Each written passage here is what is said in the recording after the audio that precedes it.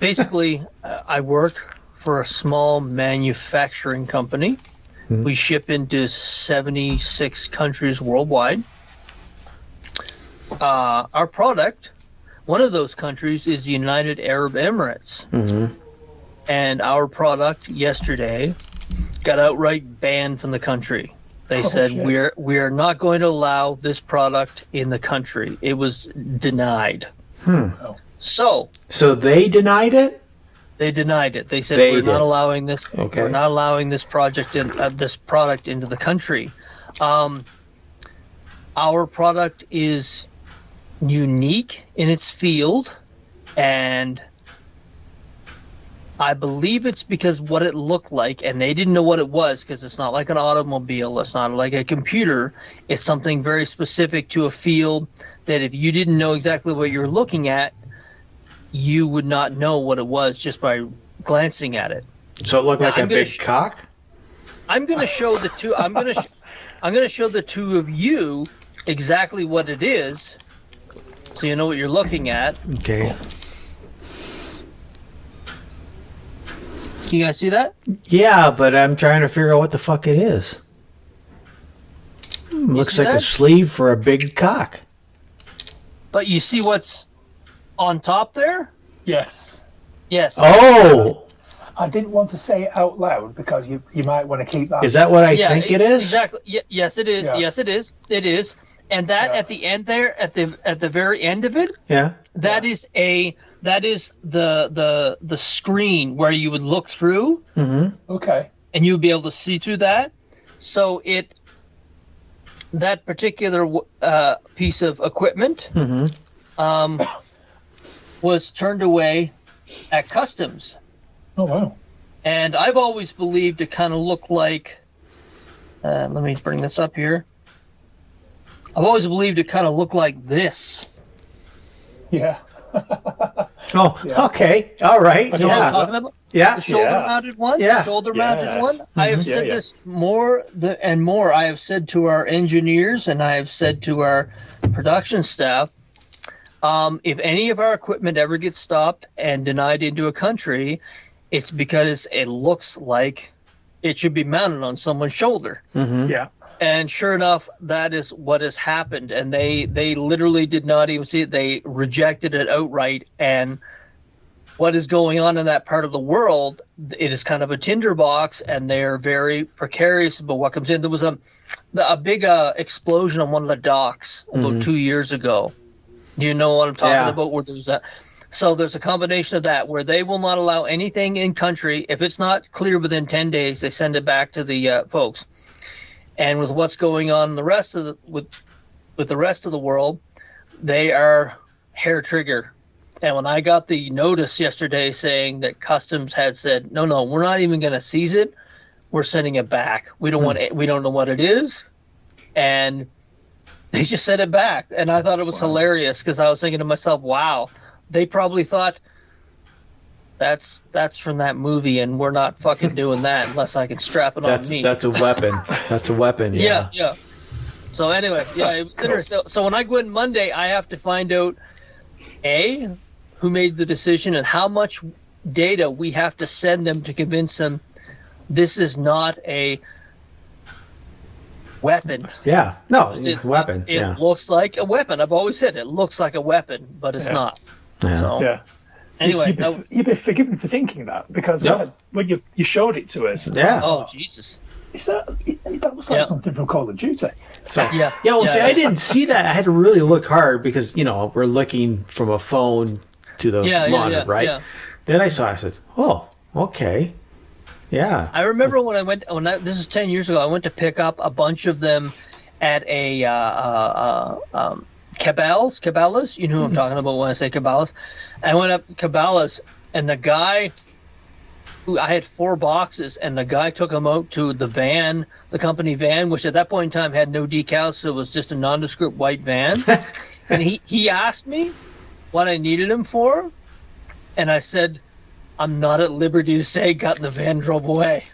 And the look on his face was like, oh, okay. And I was like, that was the best thing I think I've ever done when I actually saw it. But yeah. So that's cool. I think they thought that we're predator tech. Yeah. Guys, I'm bringing the party to you. Snakes. Why did it have to be snakes? You big dummy. Oh, great Odin's raven. Say hello to my little friend. I stepped in a ditch last night, man. I almost closed my balls off, man. You take drugs, Danny? Every day. Good. What's the problem? Yeah, Danny. Giggity, giggity, giggity, giggity. Oh, you're no function beer well without. I'm the doctor.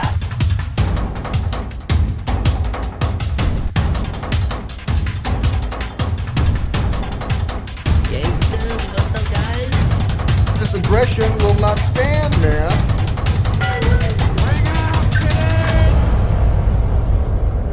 Engage. Quiet, numbskulls. I'm broadcasting. Hey everyone, welcome to the welcome to the Pub Culture Cafe. This is season 12, episode 318. If you've come back from the show we did recently, we appreciate it. Thank you. If not, I am John. I usually do this anyhow because no one knows, and you guys use this. Scott, Tits McGee, and then our foreign correspondent, Paul. Yeah, Paul from the UK. So thank you for tuning in, and we're just going to start with we do stuff we watched. So, Mr. McMahon. Okay, yeah. Well, you know what? Let's if you want stuff we watched because we all watched that. It looks like. Yep. Yeah. Okay. Yeah. So sure. I've watched it when it first came out, so I'm done. So I'm off. Remember, you might remember some of it, but after listening to some certain shows, one that Scott told me to check out, the Coronet one, and it wasn't breathtaking, as in, oh, this is new information and stuff. It's all information that they rehashed and that we already know about, and the only part that was different was the last episode. Yes. So he controlled it. He controlled the nerve, and that's one thing. Brian Last brought up on Cornette's podcast. He said there was no friends, no childhood friends, no barbershop, the guy from the pizza joint. It was just whatever narrative he wanted to create, and that's why I think that's why he was in a wrestling ring. There was nothing about why he was fucked up as he is. There was nothing inside of McMahon's. Yeah, for a documentary, you want to deep dive into something, not just tell rehash shit you already know. Exactly, yeah. But he also made the other thing the guy says, well, this is also for people that on Netflix that don't know. Yes, exactly. So, like Paul. Yeah. To be fair, I mean, I can tell that there was no investigative journalism going on in that documentary whatsoever. Mm-hmm. They were clearly had some reference materials. They basically just did a Google search the night before they started filming. Yeah. But having said that, back in those days, like prior to the previous 20 years, any longer than 20 years ago, you couldn't readily watch wrestling in the UK. You could if you had the money, the means, the inclination. You could, but it wasn't easy. Whereas it's all over the place now. You can watch it whenever you want. But it was difficult at that point. So it was a very, very niche thing. And there was nothing about it because this is like at the early stages of the internet. There wasn't a lot of news. There wasn't a lot going on. It wasn't popular in the UK as such. It wasn't widespread. There was no broad appeal.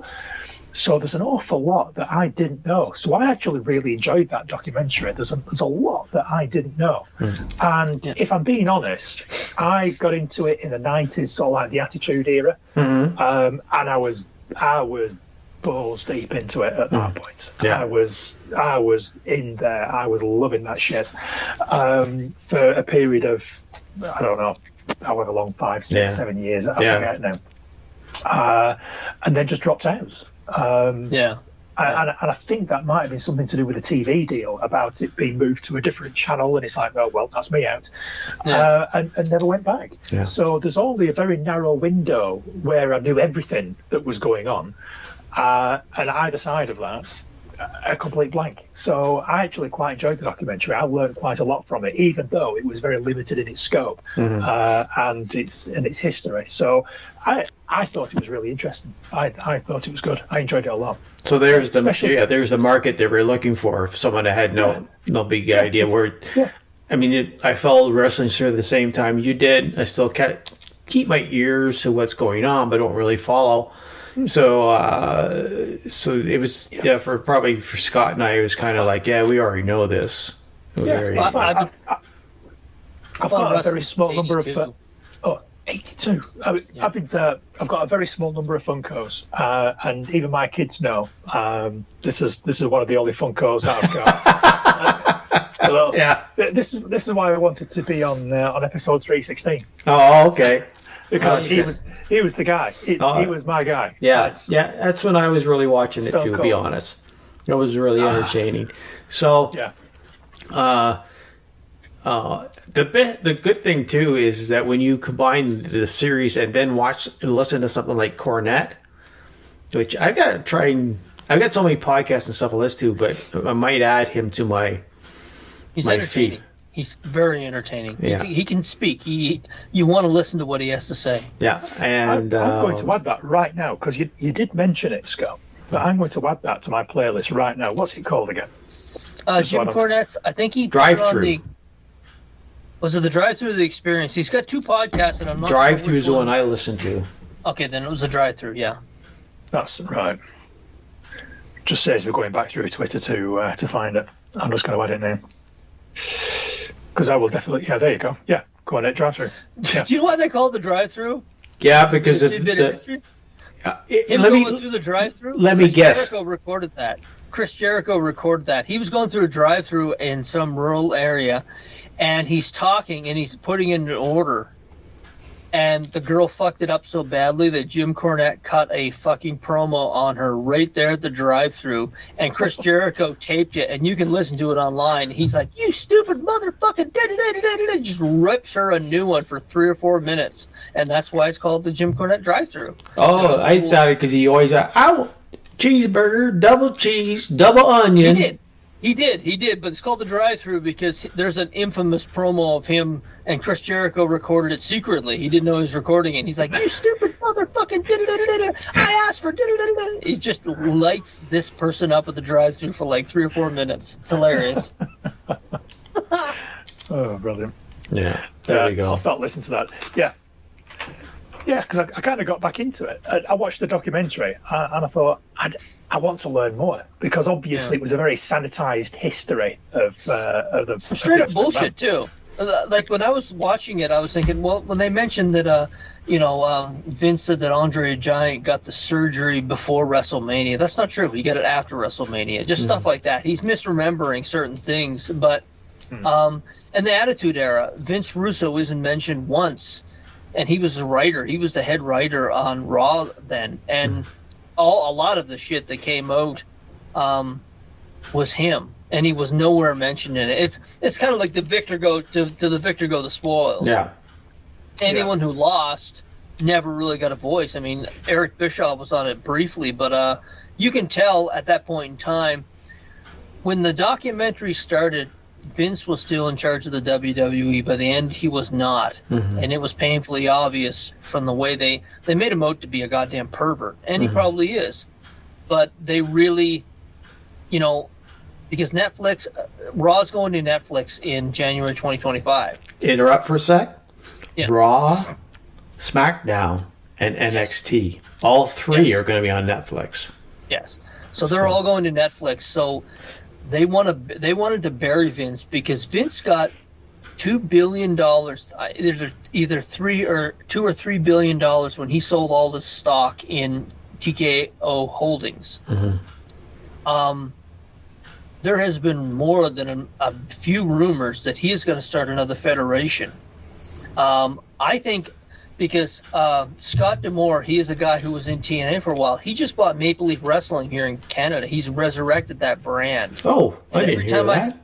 Yeah, every time I hear something like that pop up, it wouldn't surprise me if some of Vince's money's behind it. He loves wrestling, and people have said that he will die. They said even if he lost the war with WCW he would have still been doing a regional promotion. And I think this documentary, they really wanted to bury him, and they painted him like a deviant pervert. So if he did start his own federation, anyone who was going to work for him would have that thought, am I going to work for this? It's this guy that abuses women. And I never bought that narrative. This Janelle Grant, she never got paid. That's the thing. He offered her money and he gypped her, and he did that to a lot of people, actually. You know, he was going to pay her $3 million, and he only paid her $1 million and said, okay. And he did that with a lot of people. He infamously did it to Stu Hart in Calgary. He offered him $1 million for Stampede Wrestling and never paid him a dime of it. So he gave his sons jobs. But there was a lot of inconsistencies in the documentary. Yeah. Yeah. Do you think that was because he was misremembering it? Because it did smack of very little research, and it would kind of they were just Vince. Yeah. Because like whoever made the documentary, it kind of smacked us from very little research, because they were literally just Vince was telling a story, and then there'd be some clips that go with it, and then they'd edit it together in a way that sort of made him, like John said, made him look like a pervert and a bit of a sex pest. Well, Cornette had said, Brian Last had said on Jim Cornette's podcast, he said, there's a wrestling historian in there. And he said, but they didn't know who the fuck he is. Yeah. John, when he said, we don't know who the fuck this guy is. He's the guy who was kind of filling in the blanks of history. Is that the guy, the newspaper guy?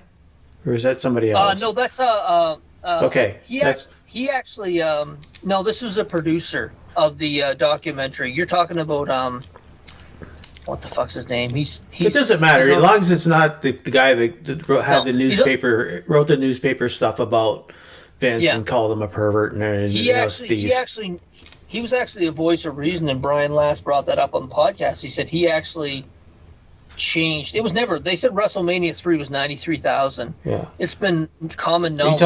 No, I'm not talking about Brian Metzler.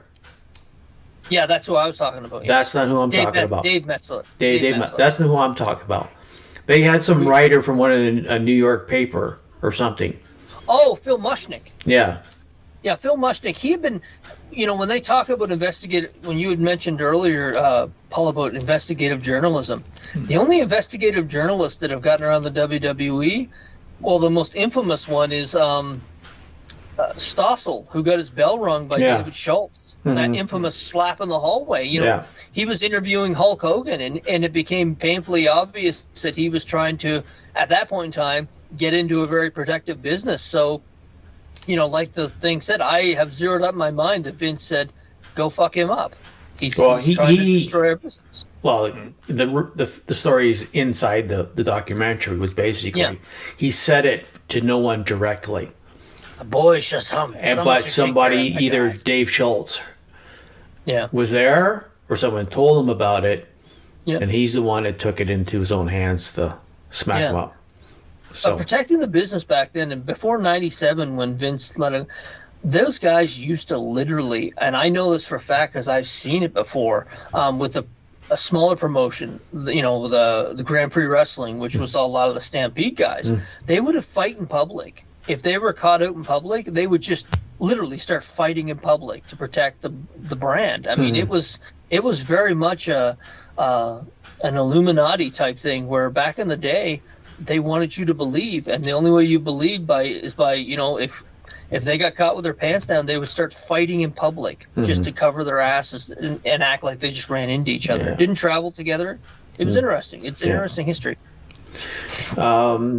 So that's what we brought up, because that's what Paul watched. What about you, Scott? Anything you let's see. In that just stuff you watched. Jack Ryan season 2. Yeah. Have either of you watched Jack Ryan at all? Yeah, loved it.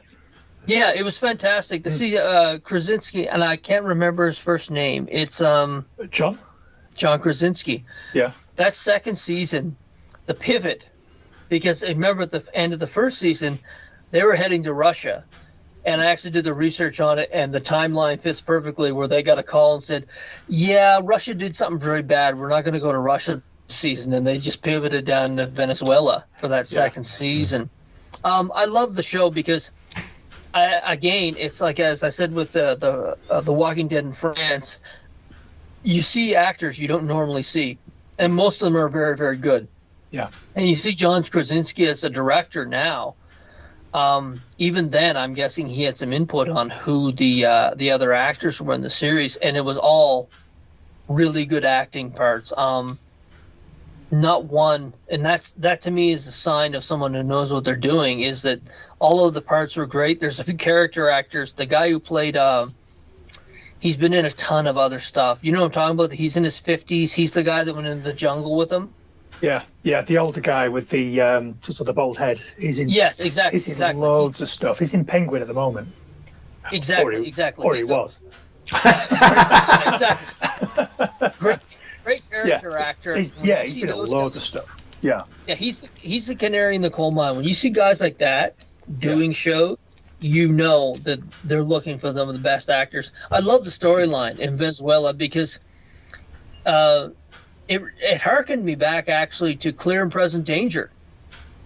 You know, with Harrison Ford when they're in Colombia, and actually there was a throwback to that.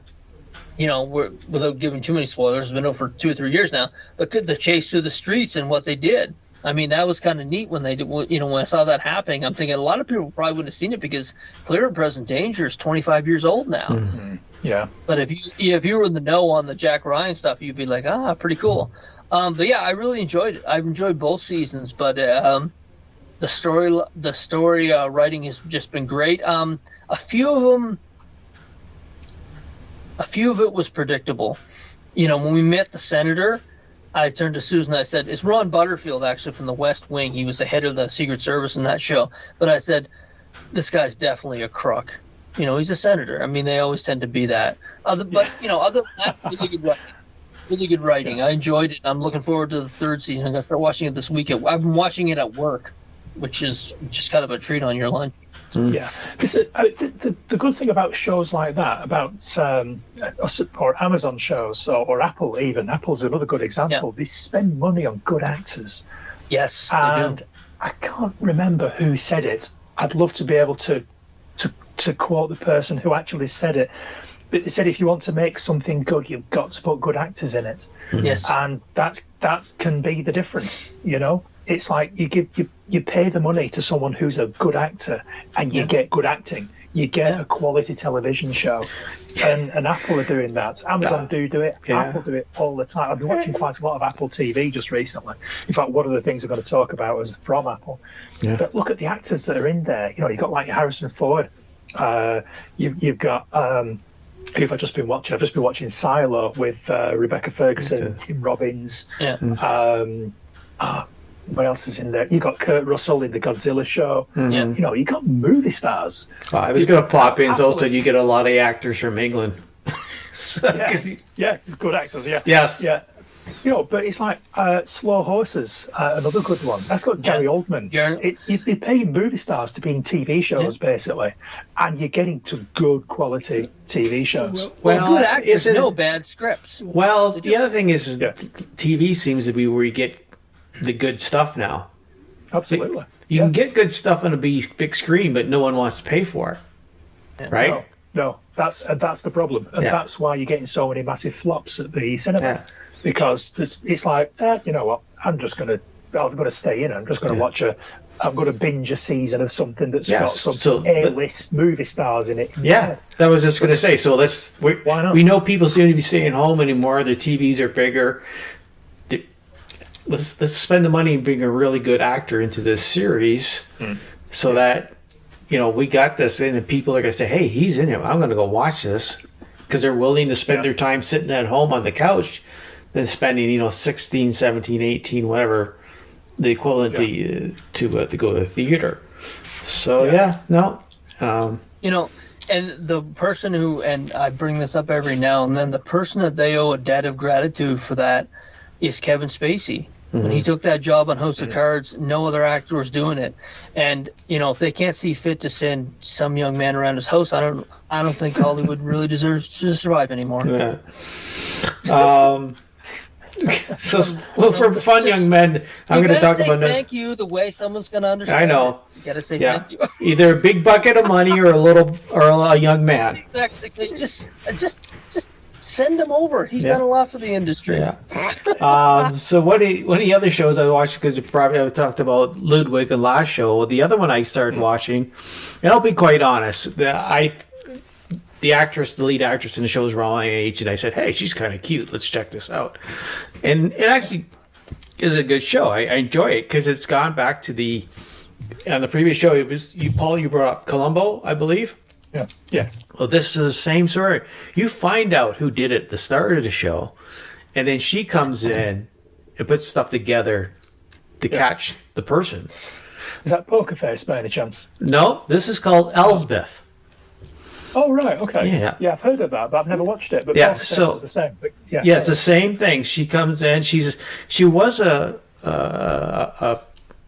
defense attorney, I believe. I can't remember, but now she works for some. I haven't watched enough show to find out who it is, but she's working for a department trying to investigate the chief of the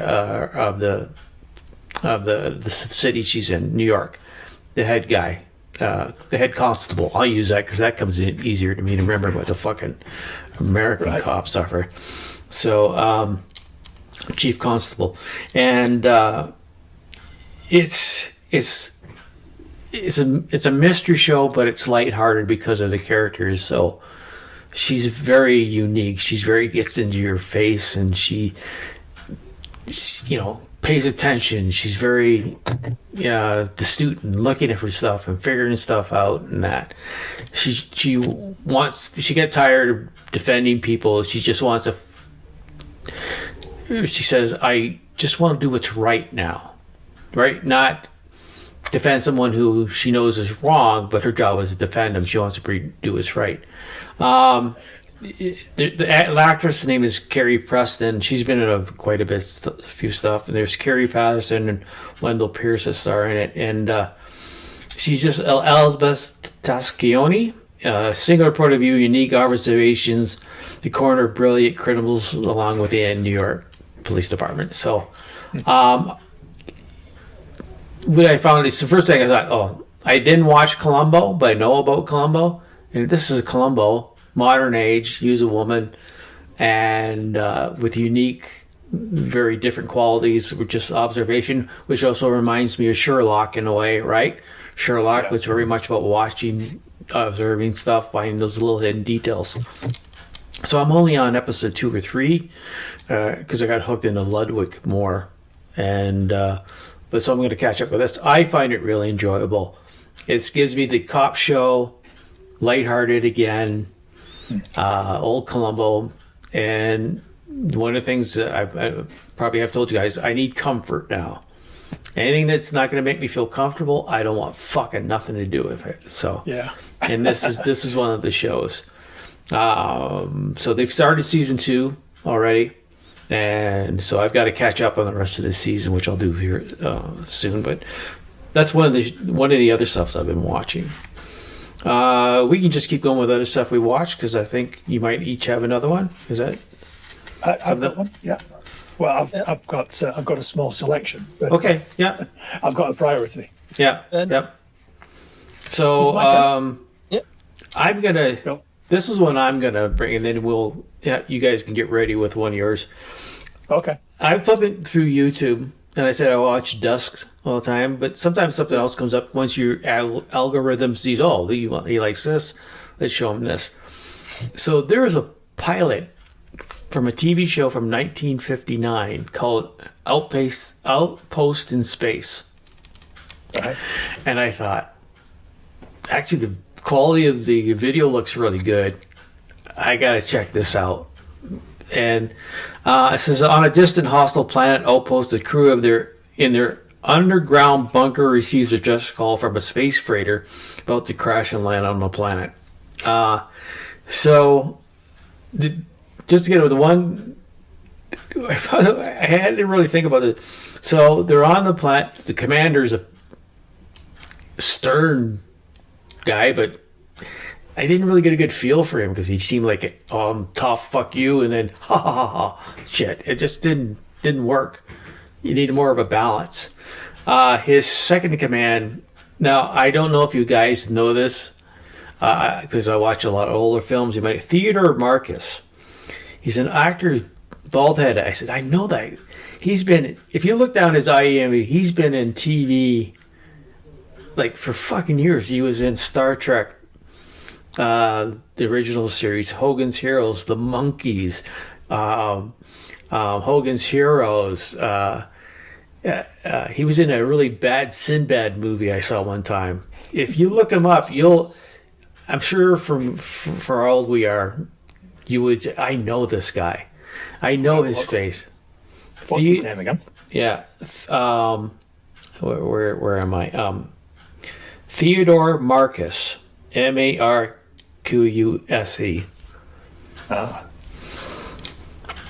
And I thought, man, this guy. I went back and he, for someone that never had a regular series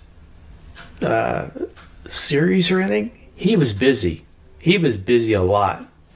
So, anyways, and then I recognized the props. Remember the movie Forbidden Planet? And the light show in the back that looked like the creature. Yeah. That was in there. They were using that. And it wasn't that bad, except the pilot, the commander of the ship that's coming in was fucking up how the procedure was landing. So the second in command was trying to fix it. The first guy tells him, no, we're landing. They end up crashing. And they use seat belts to stop them from falling around. Strapped to the wall. If it ain't broke, don't fix it. So they crash. The commander ends up hurt. The second command takes over. There's a conflict between those two, so he's taking it, and they run to try and get shelter on this planet, which they're on the side of when the sun comes up, that kills them from radiation in 2 hours. So it goes from the fault of the commander, actually caused the fault of the accident, and then the blame shifts to the second command because he said he committed mutiny because he wanted to survive, and they knew. So it's like, okay, you should have fixed that. Either the commander's wrong or the second in command. You can't have both guys wrong, but then the one guy dies, so it's like, I'm the good guy because the other guy's dead and he can't defend himself. So, but overall, I didn't think it was something it would work.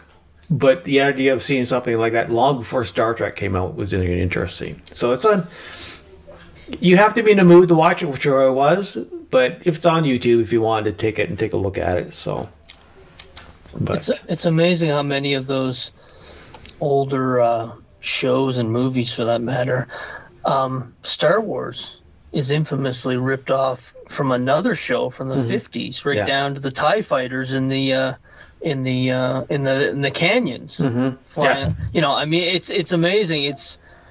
It's original to us, but when you go back and like what you're talking about, it's always taken from someone else, just amplified. With, pick and choose, right? Yeah, I like that part. Let's steal that, and I'm going to put it in my thing. So, but So, anything else, guys, on your end?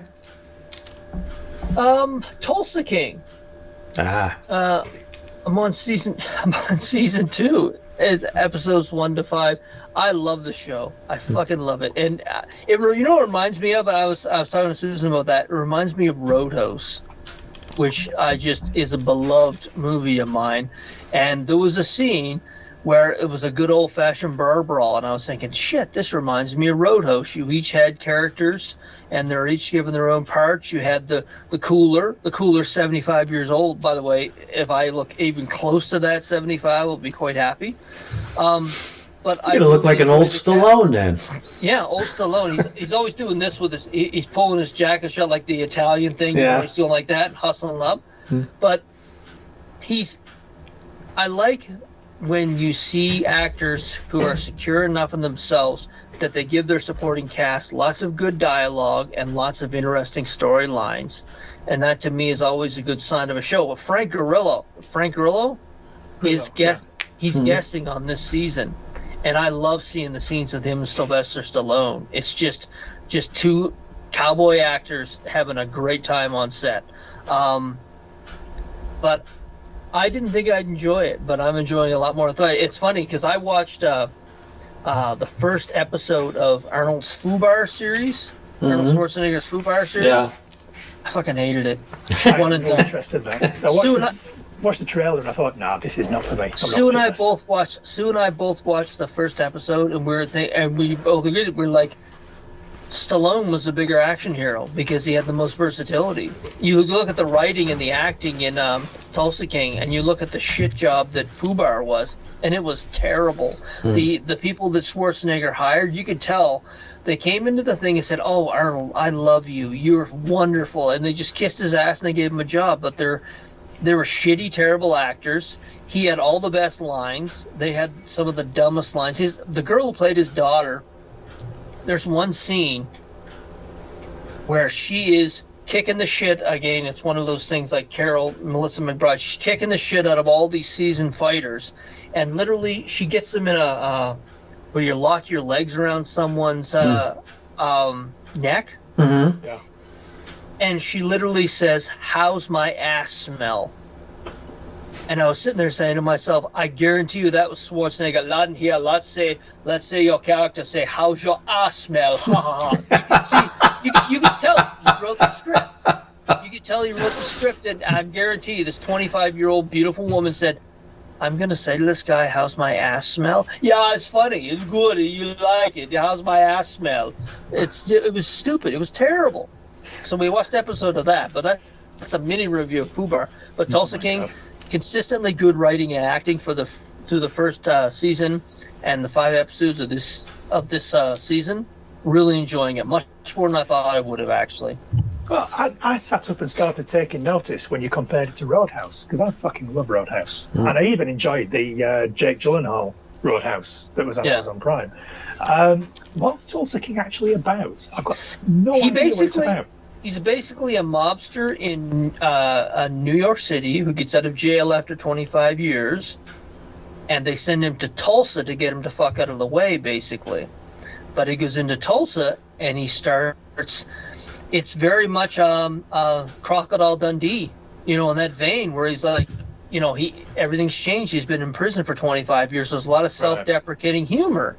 Yeah. But it's just him saying, and he gets into the weed business. He gets in the racetrack business, and of course, it's like a new goon coming to town. There's Frank Grillo he owns that territory, and that's where their conflict is. But that's basically what it is. It's like a fish out of water.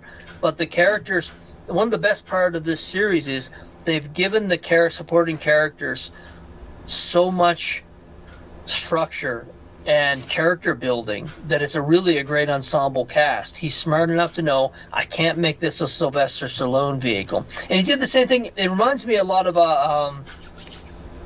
The Untouchables. Is that The Untouchables? Where he had Kevin Costner and Sean Connery. No. I'm talking about Stallone's action adventure. Expendables.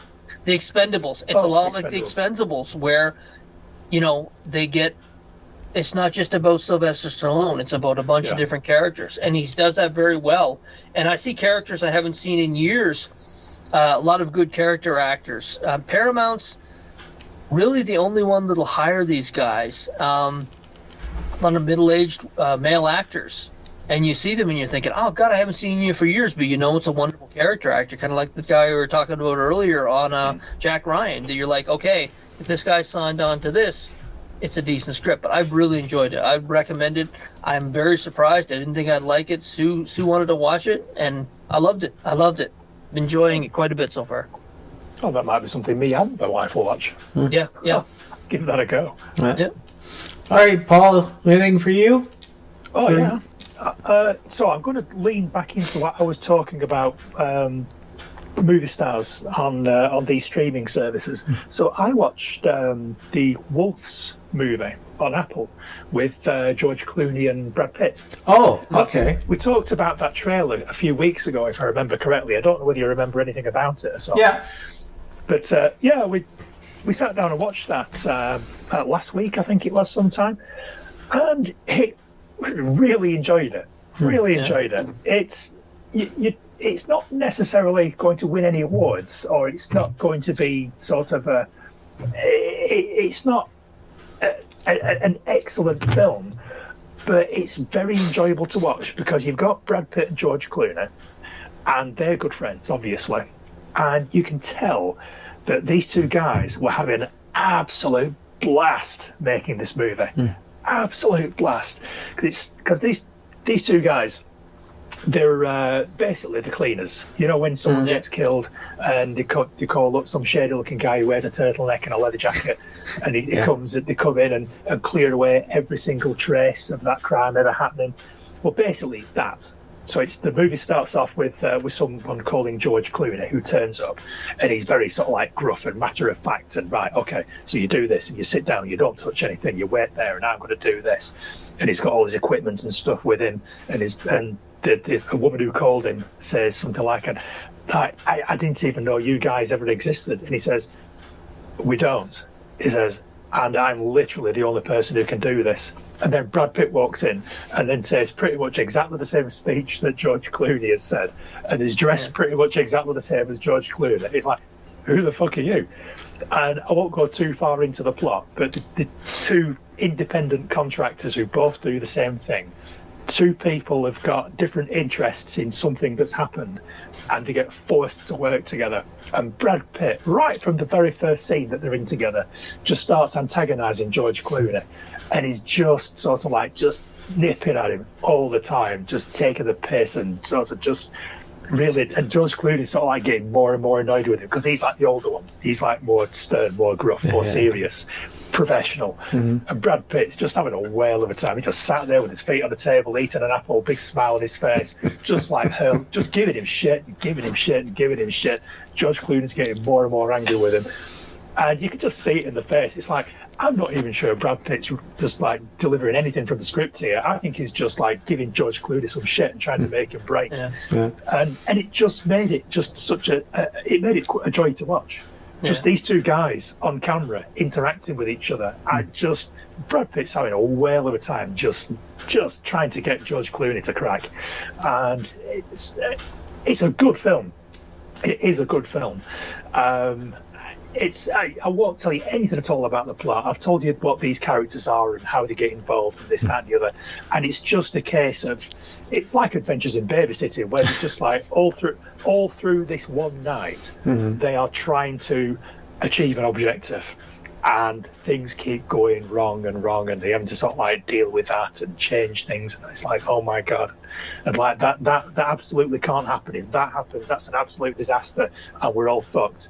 And then that happens, and it's like, oh fuck! And then they've got to go off and solve it. Some of it. It's just really good. It's a really good fun film. It's probably, I think it's just about 2 hours. I think it's just under 2 hours, about 150, something like that. It's not more than 2 hours.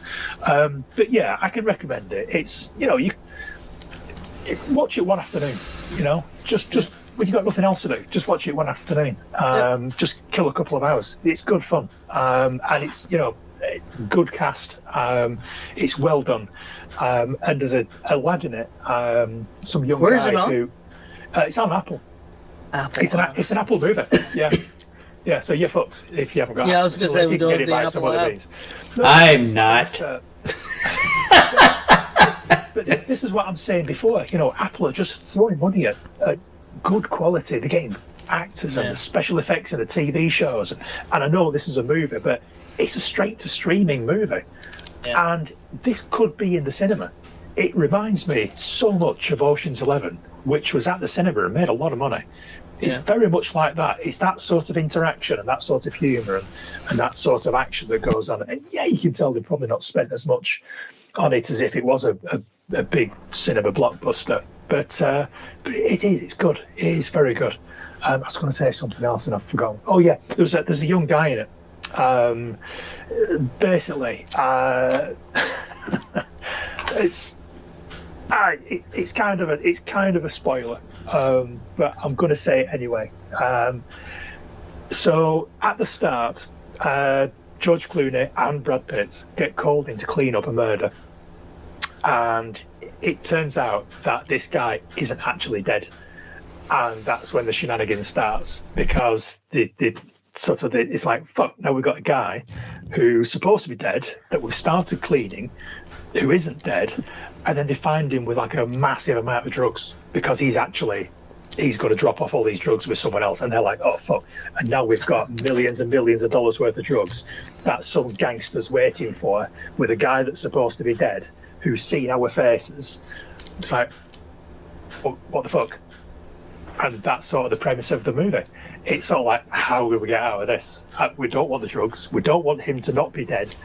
And does it make you kind of anxious? You're anxious each time there's a turn. You're thinking, okay, how are they going to solve this? How are they going to solve this? Yeah. And you feel like they're getting further away from their goal, and the further away from their goal they get, the more anxious you get as a watcher. Yeah. Yes. Yeah. Okay.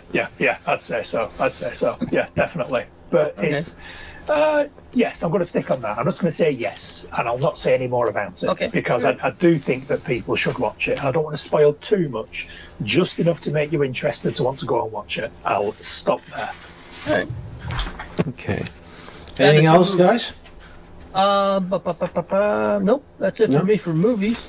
Well, I got just quick trailers. I'll just drop them real quick. Electric State. It's going to be on Netflix. It's a sci-fi. Millie Bobby Brown, isn't it? Yes, and also Chris Pratt in it.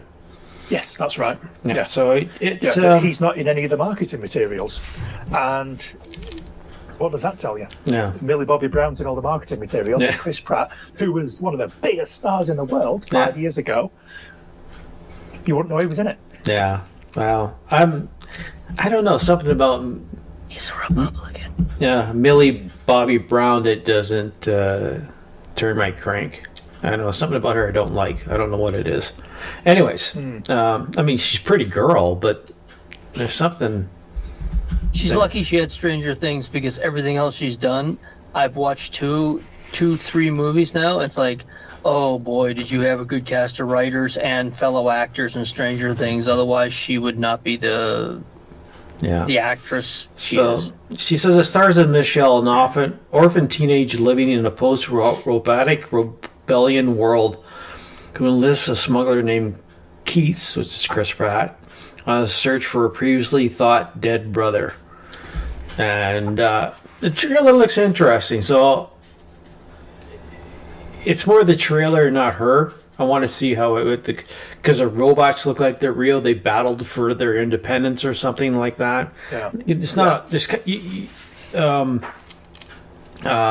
also has Stanley Tucci in it, and good sign. Ki Hu Kwan, a short round.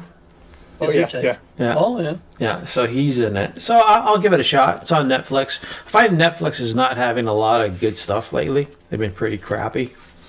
So, the other thing I had is this one. I'll do this one for Paul, because I believe this has an actress that Alison B. Is that comedian that you have the crush on? Oh yes, Ashley B. Yeah. Yes. Yeah. She's Irish. Irish. Yes. Yeah. There's a movie coming out. It's a British film called Getaway. It's a family vacation on a remote getaway takes an unexpected turn when they discover the island they're on is inhabited by serial killers. So, is it a comedy? Well, yeah. I mean, it's got those two in it, right? And it's it's got to be a comedy. Yeah. Sorry, I didn't say who.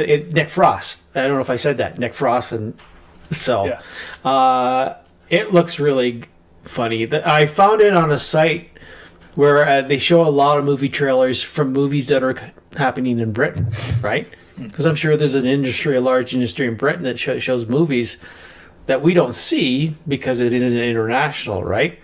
So I thought I'll check this out. Let's see what they got going on there. It looks interesting. It's the island. It reminds me of Americans going down to Kentucky and the hillbillies. So. It's this family on a vacation, and they're down there with this island with the hillbillies, and they're all serial killers.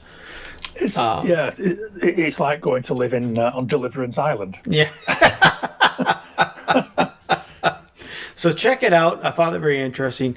I hope I can find it, somewhere on some of our streaming services here eventually. But it's hard to think. And the final one, I just started watching the second season of Hellbound. It's a Netflix series. It's about a face comes and tells someone you're going to die within 10 days. And then these large creatures come in, they beat the shit out of you before they send you to hell. Well, it ended on the cliffhanger with a guy that was following the carry of this cult. He was going to go to hell. It shows him through a process of his hell for a little bit, and then he comes back to life. And there's a woman that we follow at the start of season 1, same thing. She ends up being told she's going to go to hell. They film her happening. It starts this big cult shit, but she comes back to life too. And the second series takes place 4 years after the end of the first season. The main cult is collapsing. There's a different one called Arrowhead. It's it's hard for me to describe, but it's weird. But I find it entertaining in a way too. The cult, this one guy was supposed to be getting killed. The cultists jump over top of him to protect him from the hellhound, or let's call them hellhounds. They come out and they burn everybody, and everybody's like, "What the hell's happening? That's not supposed to happen." So it's weird shit. And if you let's do it in English, it even gets weirder because they're trying to describe this, translate it to what they're trying to say. So I like it because it's something weird, something different. The special effects are kind of cool. When they show them being reincarnated from the ashes back into their human form, that was pretty neat. I thought the special effects were pretty cool. So it's a Netflix. It doesn't cost you nothing. That's your subscription to Netflix if you want to check it out. I'm not saying it's for everybody. I found it interesting. So, all right. So let's move on to what do we got? By the way, I've just sent Scott a link to the actress we were just talking about, just so you know who we're referring to. Oh, yeah. On your Twitter. Yeah. So, I know who she is. I've seen her in different shows. We've spoken about it before. Yeah. She's been in stuff. Yeah, she's been in plenty of stuff. Yeah, so. But Scott, I didn't know her, so I just thought, I think he needs to. Yeah. Scott needs to know who she is. Okay. So what we do now? We want to jump to news or anything we read or anything you want to talk? So Paul said something about one he read, right? A trade back. Yes, that's right. Yeah, I mean, it depends how much time we've got. We got this because it's not an ongoing series. This is part 2. To give you an idea, folks, that we're recording this on the same day. We split it 2 shows, so we're on the back end of our podcast. So it goes until we decide we've had enough now. So, all right. So basically, that's how it works to the back end. Mm-hmm. So you can talk about whatever you want. If you want to just jump all over or stick with that, try and keep it the same content. We usually go something where we read. I've got a bunch of comics. I don't know if you ever touched on that. Just go right ahead. We'll start with Paul because he had the trade. Let's talk with. Sure. All right. Yeah. Well, funnily enough, on the last show, which is a week or a couple of weeks ago in your world, out in podcast land, but just like half an hour ago for us. We were talking about books and VHS cassettes and, just swerving away back from digital back to analog type stuff. And as you know, most of what I have been reading has been all digital. I've just been using Comixology and just like reading digital and everything. But earlier this year, I thought, you know what? I feel like I need books again. And I thought, I'm not going to start buying comics every month because that's too much of a hassle. Because as John knows from the time he spent with me, it is not easy to get hold of comics or to even browse or anything from where I live. But I thought, you know what, I'm just going to start buying trades. I'm going to start buying graphics. I'm going to start buying trades. And I've been wanting to read a volume called The 13th Floor. 13th Floor, Volume 4, The Return of Max. Now, The 13th Floor was a story in a comic called Scream that was out in the 80s that I used to read, and I used to fucking love this series. This is a tower block. It didn't have a 13th floor for superstitious reasons, but the tower block was run by a computer, which was a big deal back in the 80s. And the computer was sort of sentient. It was an AI program, way ahead of its time. So basically, it used to look after its tenants. There used to be handymen on the premises that he'd send over to sort of like, I see that your tap's leaking. He'll send someone down to fix it up. He'll get groceries delivered for them. He'll make sure the heating's working for the older people and stuff. And if anyone ever does anything to sort of hurt or upset any of his tenants, when they get in the lift or the elevator for you guys to go up or down, he'd take them to the 13th floor, which is kind of a holodeck, which again, ahead of its time. So they get out of the lift on the 13th floor, completely sort of like made up sort of holodeck type scenario. And on the 13th floor, Max, the computer, would create any sort of nightmarish scenario to punish and torture these people who've done something to hurt or upset his tenants. And this computer was absolutely insane. And every week, it's just been murdering people, just for sort of like, mugging old ladies, stealing things, a bit of graffiti or minor vandalism or something like that. And eventually the series came to an end because it kind of got investigated and found out. It's like, why so many people going missing in this fucking tower block? But after years and years and years, they brought him back, like I say, The Return of Max. Mm-hmm. And I thought, I really want to read that.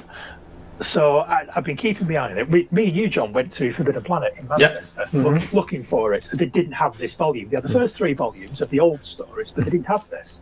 So eventually I was like, fuck it, I'm just going to order it from Amazon, which I did. Now, the funny thing is, the funny part of this story is, this isn't the book that I read. I didn't read this book. The reason why I got back into trades is because of this book. When I started browsing, looking for it, Amazon, as it does, starts suggesting things. It's like, what about this? What about that? What about this? And again, I had absolutely no idea this existed. This is a book about Joe Pineapples. He's one of the ABC warriors. This is a story about some robots that basically just fight wars. And it's from 2000 AD, and I'm going back to the 80s again. I used to fucking love the ABC warriors. Joe Pineapples is a sniper. Cool as fuck. You probably can't see it very well, but it's sort of like, he's a robot, but he wears sunglasses and a leather jacket, and he's proper 80s robot. And again, this is like a newer story. I had no idea it existed. I thought, fuck yeah, I want to read that. It's like the artwork. It's like sort of like paint, and it keeps blurring out because of but it's all like this painted artwork and shit. And the funny thing is, this isn't the book that I read either, but I bought it. The book that I did read is this one. It's Rogue Trooper. Now, I've heard of Rogue Trooper. Yeah, because they keep toying with the idea of making a movie. Again, Rogue Trooper, too. So the point is, I went down a 2000 AD rabbit hole. I've been going back to the 80s, basically. And I started, and it all came off the back of Max from the 13th floor. And it's like, oh my God, I want to read that. Oh my God, I want to read that. Oh my God, I want to read that. So I've got, these books are just to start with. And what I'm going to try to do is read a new book. I say a new book, I mean like either a reprint or a reboot of an old story for each show going forward, so that I can talk about something that I used to read when I was younger and something that I've read more recently, either something new or just like a collection of the old stories. So for preparation for this show, I read Rogue Trooper. Now this is I say a recent story. I think it was last year. It was published in 2000 AD. It's written by Garth Ennis. Now obviously we know who Garth Ennis is. Now the sad thing about this is, this came through the post, I started reading it, get to the introduction, and it's virtually a fucking obituary. It's sort of like, for Jerry and Dave and Colin and Cam and Brett. And bear in mind, I used to read 2000 AD, sort of like probably 40 odd years ago at this point. I'm thinking, oh shit, Colin McNeil's dead, Cam Kennedy's dead, Brett Ewing's is dead.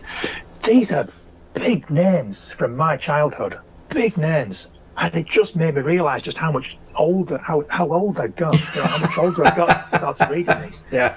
And I thought, oh my God. And it's sort of like kind of heartbreaking that I learned this type of thing. But having said that, I read this book, and it's sort of like, you know what? I feel like a kid again, just reading a new Rogue Trooper story in the year of our Lord 2024, written by Garth Ennis, no less.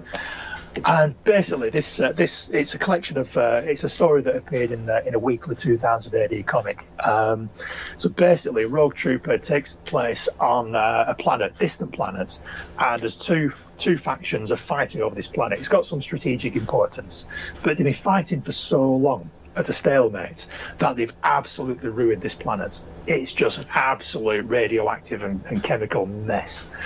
You've got to seal yourself into a suit to just go out onto the surface of the planet. A Rogue Trooper is a genetic infantryman. He's been sort of like experimented on and bred to be able to survive on the surface of the planet without any survival equipment. And he's the last surviving one. That's another story in itself. In this particular story, the planet it orbits a black hole, and for 2 weeks out of a year it passes right by the event horizon of this black hole. And at this particular time, Rogue Trooper's passing by, and he ends up going back in time to the First World War. And basically it's a story about the futility of war, because you got soldiers from the First World War talking about the Great War, the war to end all wars, millions of people dying, the absolute futility of it all, and what is the point, and all this, that and the other.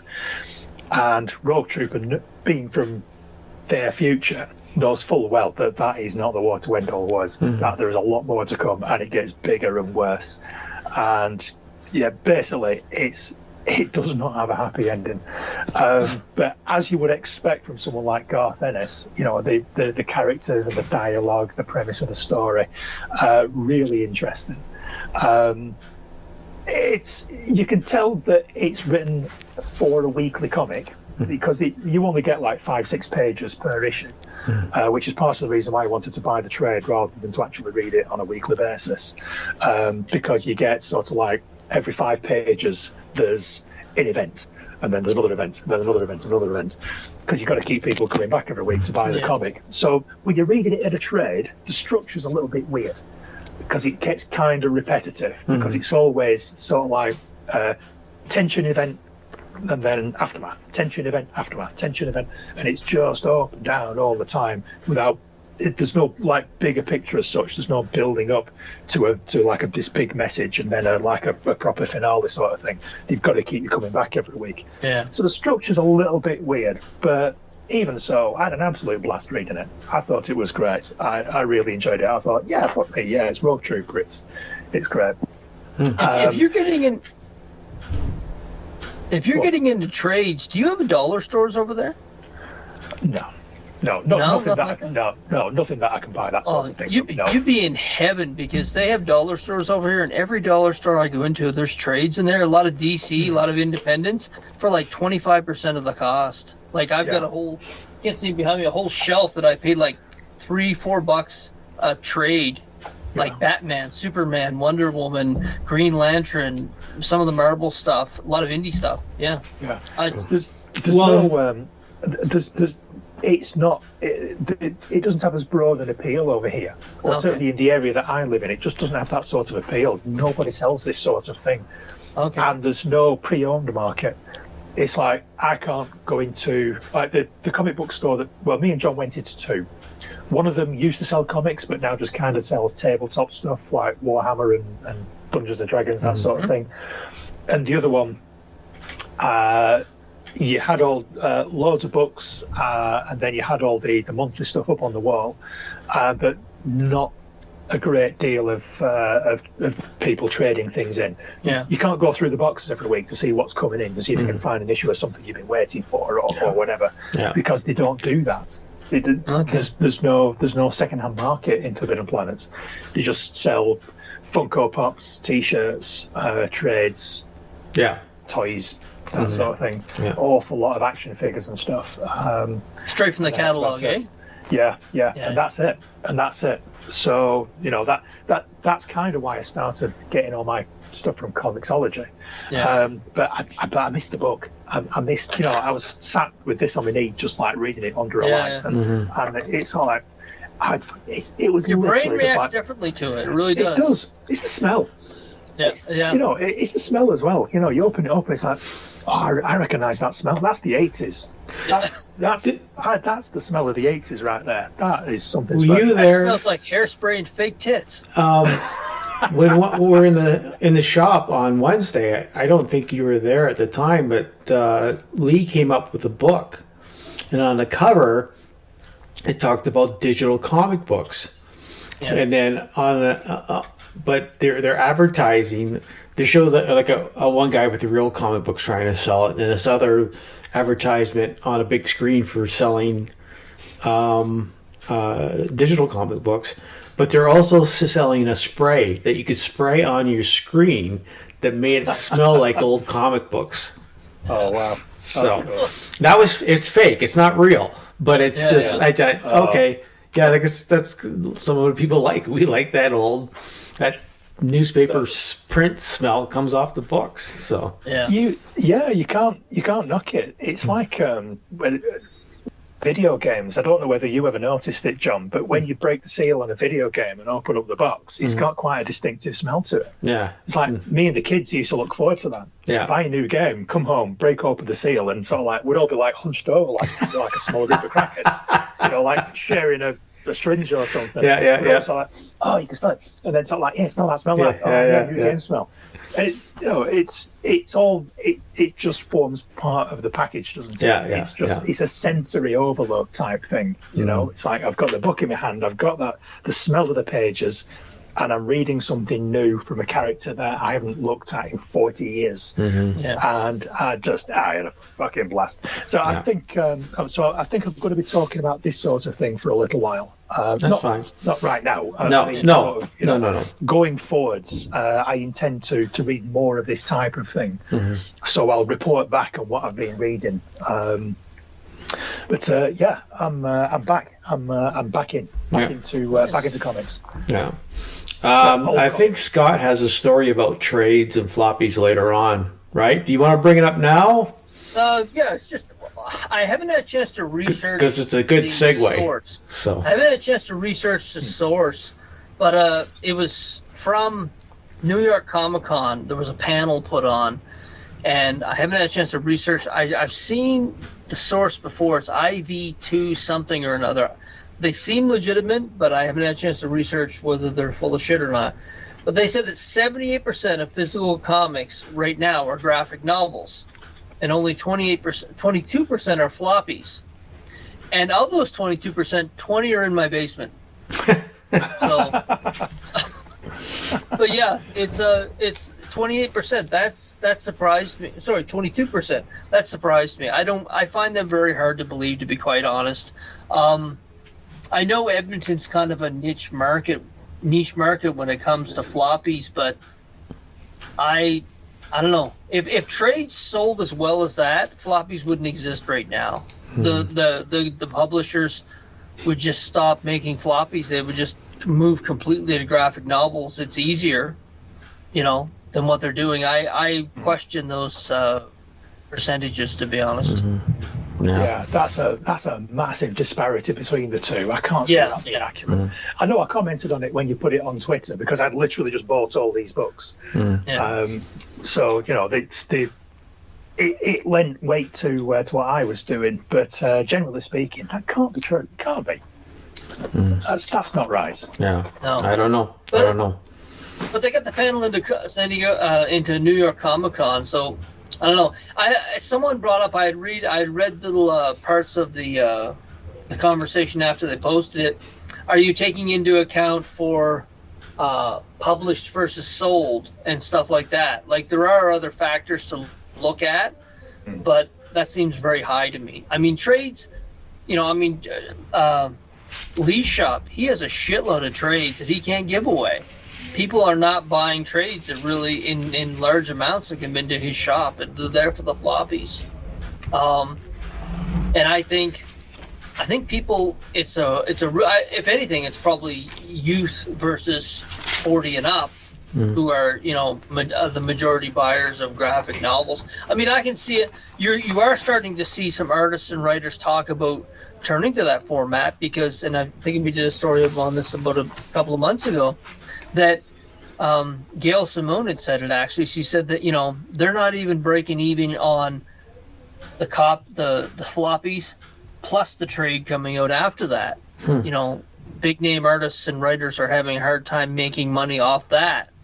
So if there's ever a push to get rid of floppies, it'll be because the artists and writers want to move to a more novel-based thing so they can just possibly sell more or sell it for more. It'd be like 6 issues for like $25 type thing. I'll be done. I'll be going to the dollar bin. Yeah, I won't be buying that. And there's so much. There are literally thousands of stories over the last 50 years. A lot of people have said, I don't need new comics anymore. And, I still can't find the numbers. And when I read a lot of Marvel and some indies now, and you compare it to even 10 years ago, the writing quality, with a few exceptions, the writing quality isn't there. Yeah. And they're going overseas for the artists. Yeah. A lot of them from Spain. Italy and Spain. Yeah. Yeah, it's amazing how many American artists aren't at the big two anymore. They're just, they've gone overseas. Yeah. It'll all be AI in 10 years anyway. Yeah. You do that, like there's such a hatred and anger about AI. When they find an artist who uses AI, he may as well have been found with child pornography. It's the way they react to him is just, you fucking monster. It's kind of a side story to that. I watched this artist on YouTube or somewhere where they take the picture of like one of the princesses from Disney, right? Yeah. And they use the computer to change it. And it's like, look what I did. You didn't do fucking anything. You used... Well, anything you did was press a button, went over it. Yeah. You didn't physically do anything. You never touched pencil to paper to actually create it. You just use the computer to do it all. I said, that's not art. I'm sorry. I said, that's not art.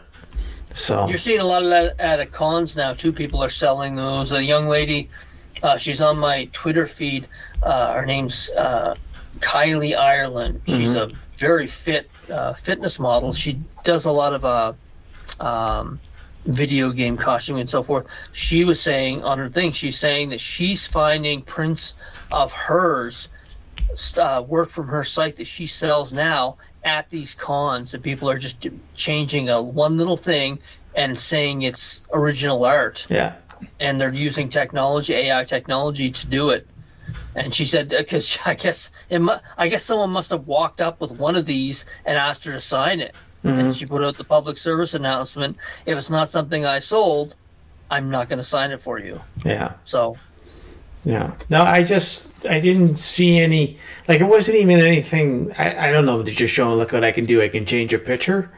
But I didn't see any talent in it, really, other than know how to use a photo, whatever programs they sell. What the one I use, Computer science is art. That's Clip Studio Paint. I have that one. I never use it for what I would plan to do, but I would never take a picture off the internet and then change the aspect and say, look at this is original art. No, it's not. Yeah. But the argument is the computer science is the art. Yeah. Learning it's not. It's not to me. Fuck you. Get a real smart monkey after a while and you can fucking do the same thing. So. Yep. I forget, we got sidetracked. Stuff for reading. I had something, but I lost the paperwork, so It's 11:30. It's 11:30. Unless you guys are going to put a ring on my finger, I'm going to have to head out here a little bit. Okay. Well, then let's go with news, and then we'll be gone. Yeah, I was just looking at the time as well. It's like, okay, shit, it's nearly 6:30. Do some quick news, and then we'll be gone. Yeah. Okay. What do I got here? Blade delayed indefinitely. Holy fuck! And these fuckers not. I thought canceled. Right? Delayed indefinitely, but I mean, come on. Marshall Ali's probably like, you know what? Why don't you just suck my black dick? And fuck you. Fuck each and every one of them. He came to them. Yeah. An actor came to you who was the epitome of Blade, an Academy Award-winning actor, and you said, just wait a minute. We're going to make you sit there and wait a minute. Oh, fucking stupid. That is the epitome of Marvel 2019, 2024. Mm-hmm. So, yeah. It's money on the table. How the fuck? Like how? And then the thing make is, a movie about someone who kills vampires. Yeah. That's your plot. Good guy, vampire. Yeah. You know, so so Star Trek Starfleet Academy, it hasn't even been out yet, and they've already renewed it for a season 2.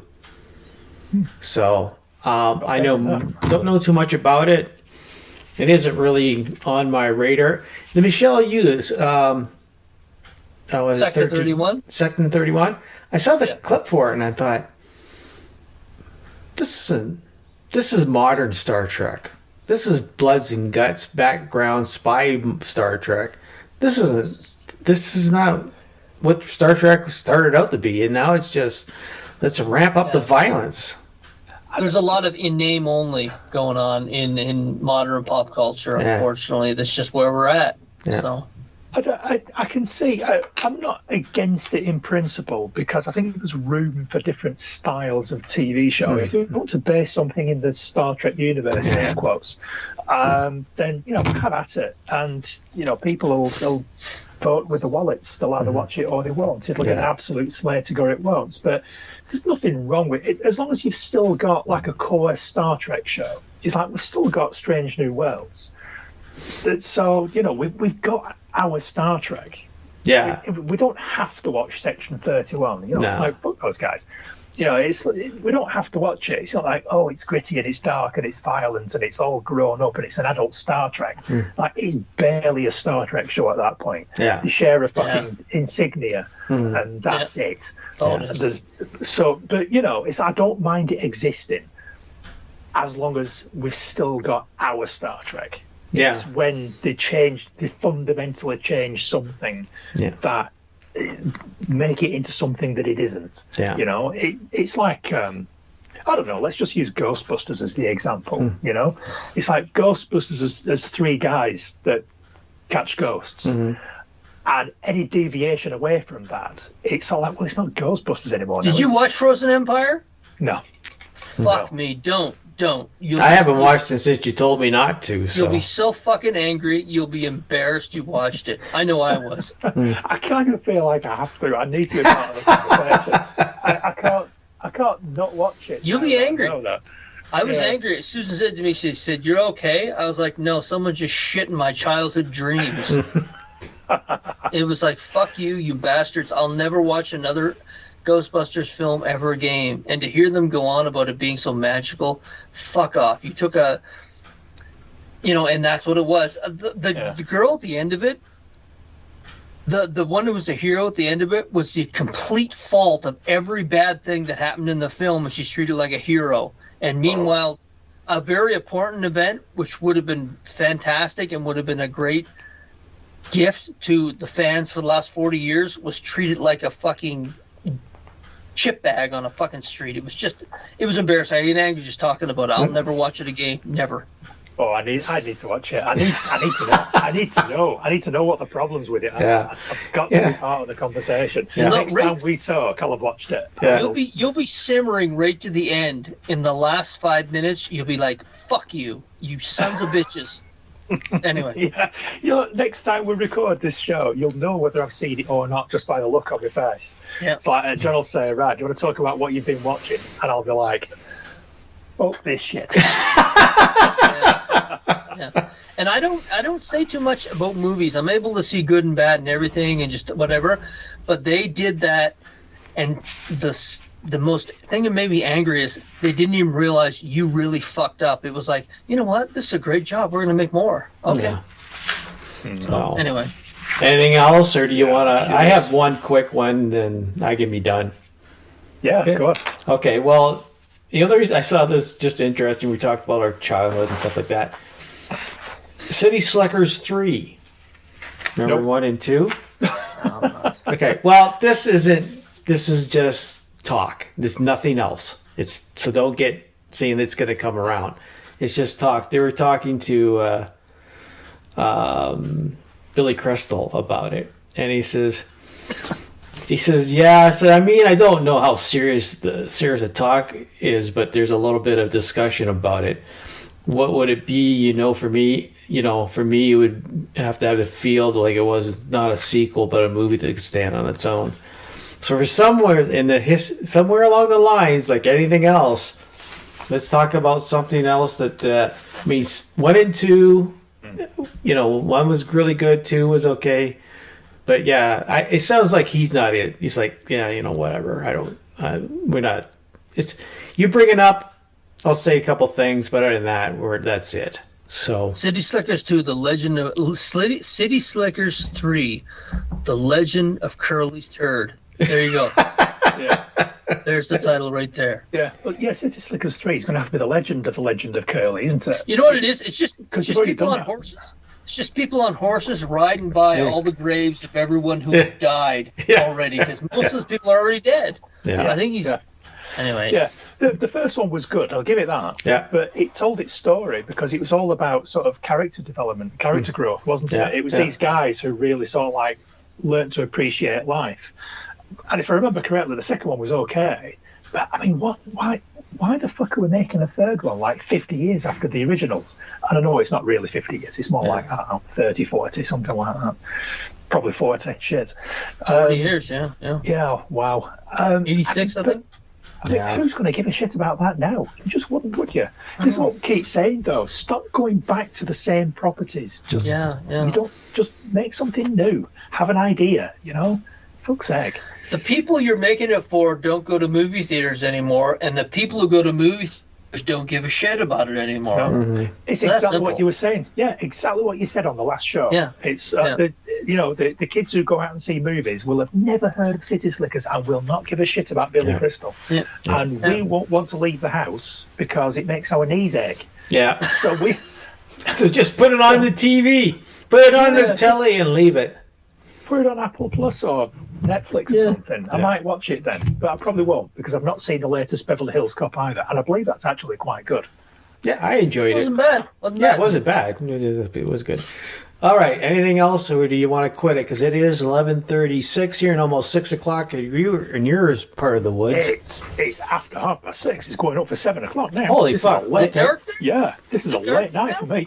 Oh fuck! Yeah, is it ever? Yeah, you might not be able to see if I. Oh jeez. Yeah, that is nighttime. Yeah, that is nighttime. The Caroline home. Yeah, downstairs. No, we didn't order a Chinese tonight. Yeah. We got that last night. Succulent Chinese meal. Yeah. But she might be downstairs waiting for me like all. That's what I'm thinking. What the fuck? Yeah. So. Well, I went downstairs earlier when we had that short break, and she's been redecorating the bathroom downstairs. What the fuck? I didn't know we needed to redecorate the bathroom. What's happened here? How long have I been gone? Mind if this is the kitchen sink now? Or? Jesus. I can't leave her unsupervised for 5 minutes. She'll start decorating washing something. It's like, my God, woman. Yeah. It's Saturday. Watch TV, for fuck's sake. All right. I just wasted 3.5 hours. Surely you can waste an hour. Yeah. All right. Then let's end it there. So, a couple shows here. Anyways, that's the end of this one, folks. Thanks for listening. Thanks for dropping by. Check out my other stuff that's on the channel too. If you're following it at all, you can get the episodes of old radio podcasts. Tuesdays are suspense or thrillers, and Thursdays is science fiction. I'll be adding, I said before, adding some other ones here eventually. That's why I had to up my payment schedule. I had more stuff. Anyways, that's it. Anything from you guys? No. Nothing from me. All right. Okay. Until next time, thank you again for, there's a lot of stuff out there. If you're listening, appreciate it. All right. Ciao, folks. Bye-bye. Ladies and gentlemen, my mother thanks you. My father thanks you. My sister thanks you. And I thank you. That's all, folks. Thank you. Come again. Why, you little?